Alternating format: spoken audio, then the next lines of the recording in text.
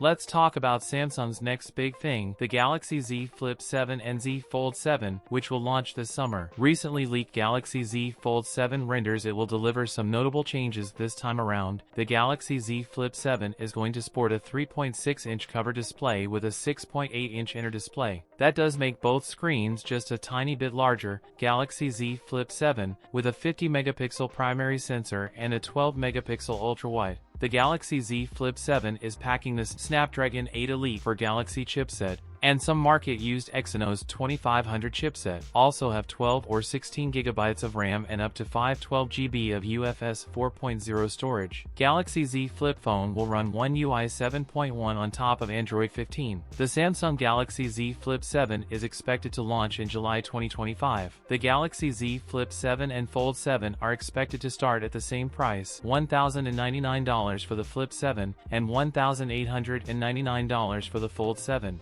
It's too early for rumors and leaks. That's it for today's video. If you enjoyed it, don't forget to like, comment, and subscribe for more content. Thanks for watching.